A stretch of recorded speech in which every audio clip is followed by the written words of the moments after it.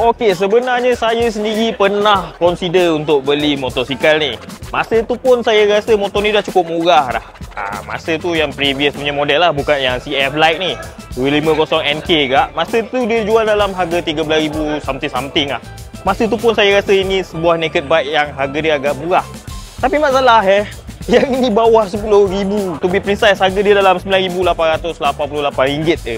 Bapak murah. Untuk sebuah naked bike macam ni, harga dia memang murah gila. Tapi of course, dengan cost cutting punya parts yang diberi lah. Macam ada yang kita nak perasan sekarang ni, macam dah tak pakai USB port lagi, dah pakai conventional port macam biasa macam ni lah.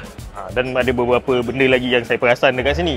Tapi apa agaknya perubahan lain yang ada dekat motosikal ni yang membuatkan harga dia tu lagi murah lagi. Dalam dunia motor bawah 10,000 ni, pilihan yang kita ada banyak. Ada harga dia exactly sama macam 250 NK ni, tapi hasilkan power kurang separuh daripada motor ni. Ada juga yang jadi kegilaan ramai tapi brake system dia mundur 10 tahun ke belakang. Dan ada juga yang rupa dia sporty, serupa bike orang kata, tapi selalu kena kacau kat highway dengan super moped yang nakal. Tapi sekarang kita ada sesuatu yang kalau dibandingkan harga dan spesifikasi dia, boleh buat semua motor lain nampak macam scam.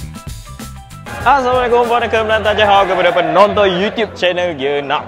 So setiap bulan, hampir setiap bulan kita boleh nampak ada je skuter baru yang keluar dekat pasaran negara kita.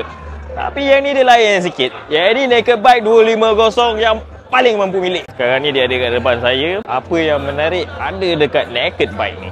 Ini dia CF Motor 250 NK Lite. Motosikal 250cc paling murah di pasaran Malaysia. Harga dia bawah 10,000. Dan itu bukan promo, itu realiti dia. Harga dia lebih murah daripada kebanyakan moped 150cc, lebih murah dari naked bike 150cc dan lebih murah dari skuter 150cc. Kalau belalang tempur tuan-tuan selalu kena bully dengan member-member nakal masa konvoi, ini masa untuk kita balas dendam. Enjin dia 249cc satu silinder. Bukan sekadar nama, memang betul-betul 250cc. Ini betul-betul bukan cubaan. Kuasa dia 27.5 horsepower pada 9,750 rpm. Tak payah nak up spec. Dari kilang kuasa dia dah memang macam tu dah. Torque 22 Nm of torque. Kuasa dan torque dia agak tipikal untuk sebuah 250cc satu silinder. Kalau kita bandingkan dengan price to power ratio dia, memang motor ni menang besar. Setiap ringgit yang kita laburkan akan berikan kuasa yang lebih. Motor ni bukan sekadar murah, dia betul-betul masuk kategori entry level power bike.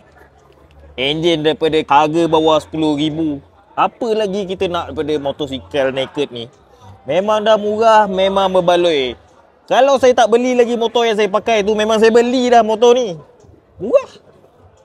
Tayar depan 110/70 dan belakang 140/60. Dua-dua rim 17 inci dan dua-dua pakai tayar tubeless. Okey, bahagian ni kalau tuan-tuan dah biasa pakai skuter ataupun kapcai, memang akan terasa sedikit perbezaan harga tayar dia lah. Tapi mana boleh pilih satu menang semua. Setiap pilihan mesti ada drawback dia. Tapi kami nak pesan satu je. Rule of thumb, lebih luas contact area dia, lebih banyak cengkaman yang dibekalkan. Braking pun akan lebih improve dan lebih selamat. Tapi kalau saya tengok physically dia punya tayar ni nampak macam kecil sikit lah. Saya syak dia punya rim ni dia pakai saiz yang bukan 4.0. Maybe 3.5, 3.75. Siapa tahu.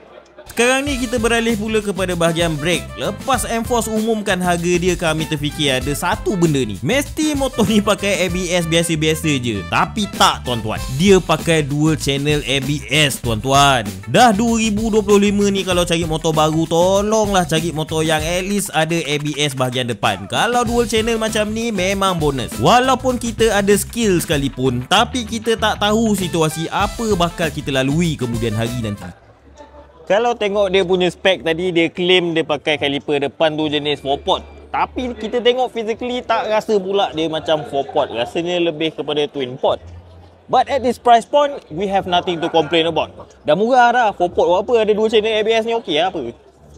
Pada bahagian suspensi dia, kita boleh nampak suspensi hadapan dia dah kehilangan USD fork. Tapi tak apalah, kami faham untuk model Lite ni memang dia kena kekalkan harga yang mampu milik dan lebih mudah untuk diselenggara. Motor-motor macam ni biasanya akan digunakan untuk kegunaan harian je ataupun tujuan riadah-riadah ringan. Jarang sekali untuk digunakan untuk tujuan litar untuk kita rasakan perbezaan performance USD fork tu. Bahagian mono dia pakai monoshock yang biasa-biasa je lah. Tak nak ulas lebih-lebih sebab kita pun belum test ride lagi. Dengan wheelbase 1360mm dan beratnya hanya 158 kg, jangkaan kami ini adalah motor yang ringan, lincah dan senang dikawal walaupun baru belajar naik motor besar.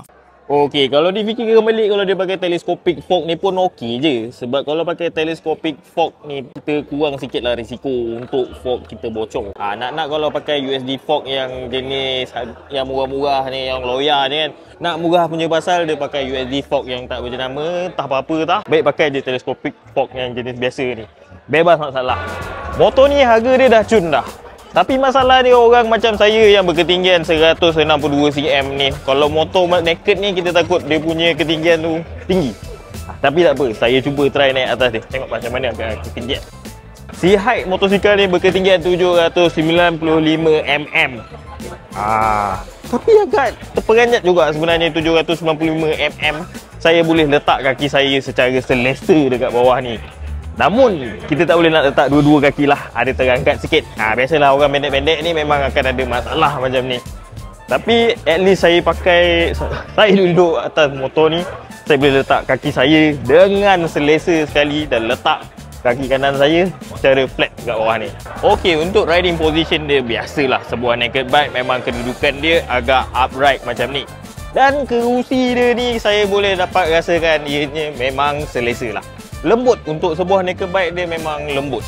Seat dia jenis yang terpisah macam ni lah, agak sporty. Kadang-kadang tu ada naked bike tu dia ada jenis seat sambung kan. Tapi yang ni sporty sikit, dia pakai seat macam ni.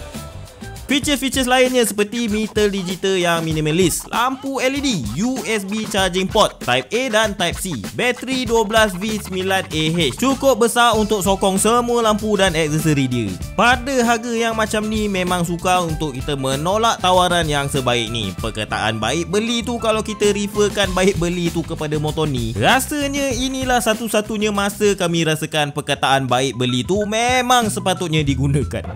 Okey, setakat ini saja video kita pada kali ini. Jangan lupa tekan button like, share dan subscribe YouTube channel G6 sehingga kita berjumpa di video yang akan datang. Assalamualaikum.